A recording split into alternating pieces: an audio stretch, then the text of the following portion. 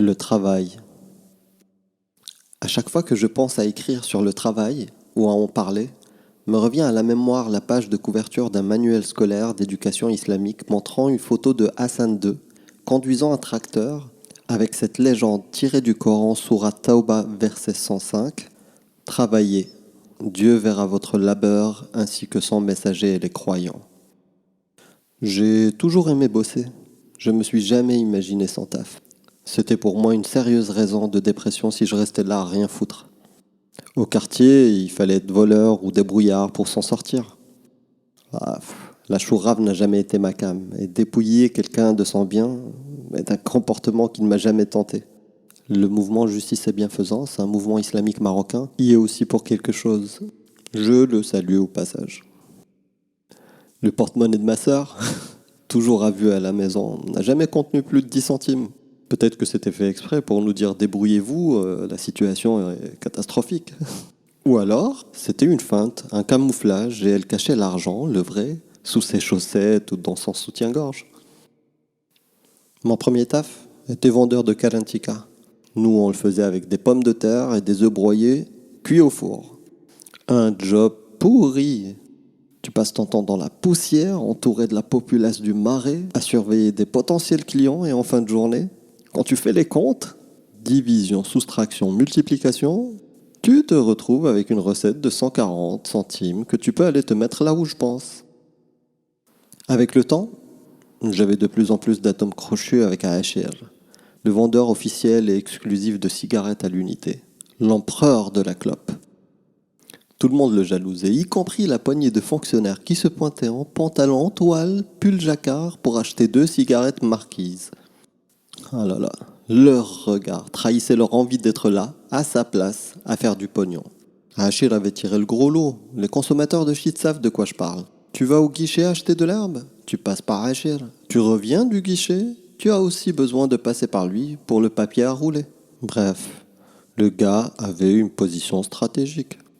Mais Achir était un gros mythomane, du grade de Moussaïlima le menteur, celui qui avait contesté le titre de prophète à Mohammed et se dit lui-même prophète. Après minuit, quand le trafic marijuanien baissait, on se réunissait autour de lui pour écouter ses aventures et les scoops dont lui seul disposait. C'est ainsi d'ailleurs que j'ai fait sa connaissance au départ.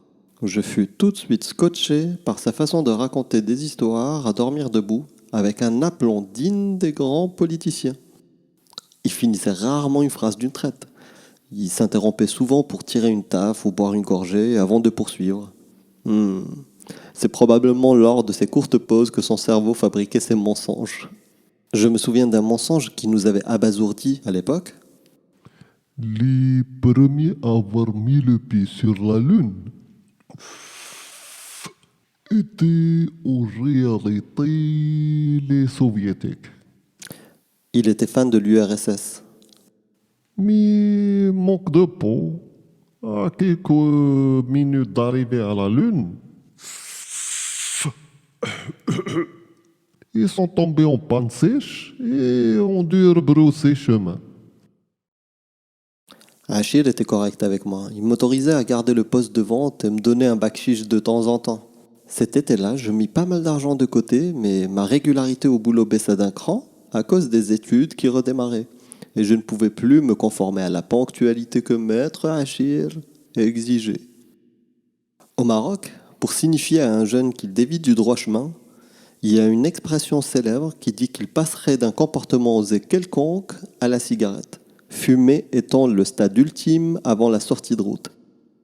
Pour moi, ce fut le chemin inverse, car je suis passé de la clope à d'autres choses. Le marché aux puces, la vente de marrons grillés, des croissants, toutes sortes de trucs. Mais l'expérience la plus dure que j'ai vécue et qui m'a fait grandir avant l'heure était celle des sacs en plastique. Le monde du commerce des sacs en plastique, c'est un délire, un drôle de monde. Un système proche de celui des castes en Inde. La caste supérieure était celle des services de sécurité, police, forces auxiliaires, gendarmes. Venait ensuite celle des commerçants, puis celle des vendeurs ambulants, suivie par les grands garçons, et enfin, en 5e position, tout en bas de l'échelle, nous autres, les petits. Nous étions des intouchables, des chiens errants à l'affût du moindre petit os à croquer.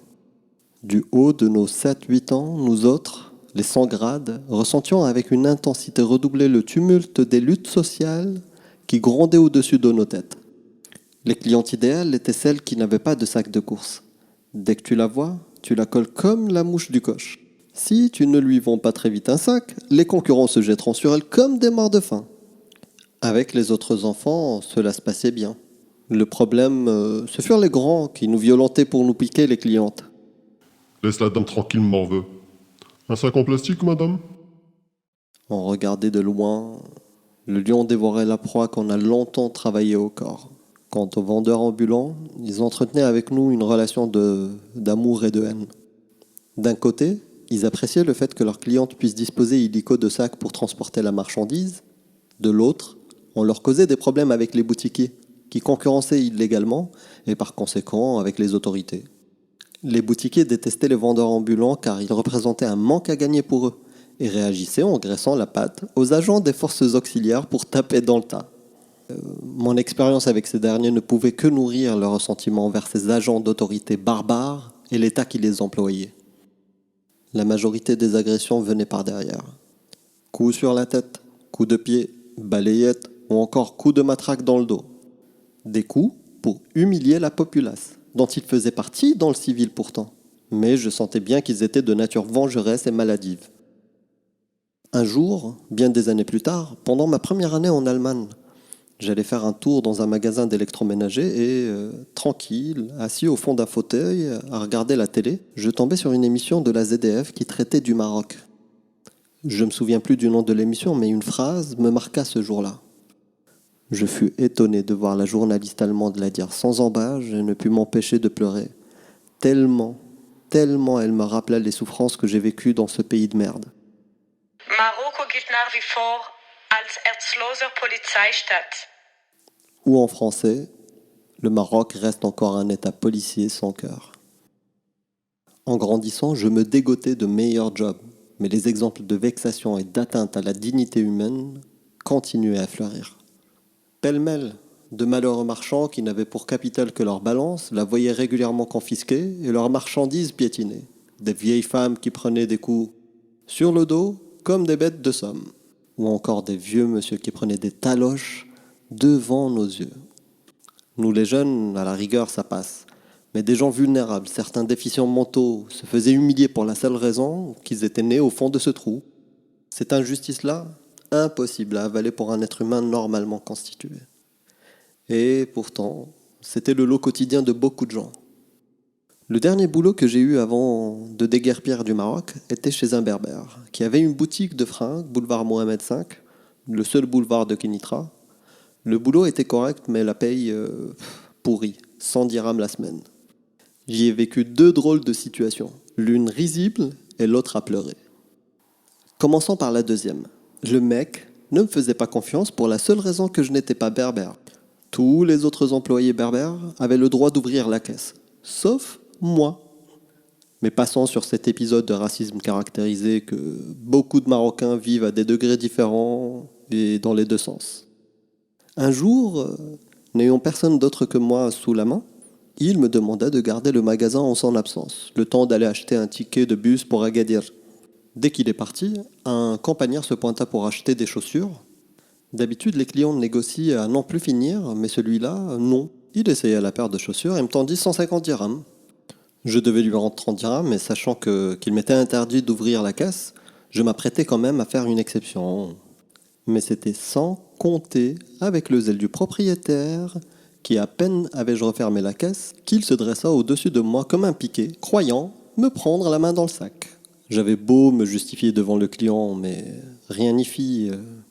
Le plus drôle, c'est que le campagnard retourna au magasin 1 heure après, se plaignant du talon de la chaussure, qui en 1 heure de temps s'était effrité. L'autre situation, tragique-comique cette fois, eut lieu un jour d'été. La journée se passait on ne peut plus normalement quand un quart de touristes fit halte devant le magasin. À cette époque, voir un Européen, c'était comme voir le roi. Les touristes commençaient à sortir du car et nous, les cafards, de nos trous. Il y avait des blondes partout. On avait l'impression de rêver. Nous abandonnâmes tous nos postes de travail pour aller chercher la bénédiction du Seigneur Jésus. Mais la chose la plus étrange se passa juste après. Une jeune touriste en mini-jupe, qui devait avoir 16 ou 17 ans, eut l'idée de s'asseoir sur les marches du car. Elle déclencha alors, sans le vouloir, un mouvement de foule sournois. Tous ceux qui se trouvaient dans cette partie-là de la ville s'arrêtèrent net, et par des gesticulations lentes, commença un regroupement hormonal subtil visant à créer une ligne droite entre leurs yeux et le slip de la demoiselle. Impossible qu'elle n'ait pas remarqué l'émoi qu'elle provoqua chez cette armée de frustrés. Pourquoi restait-elle pourtant les jambes écartées? A-t-elle eu pitié de nous? Je sais pas. Mais une fois arrivé en enfer, je poserai la question à Dieu. Parenthèse fermée. Passons maintenant à la question existentielle à laquelle je n'ai pas encore répondu, à savoir, où passait l'argent du boulot?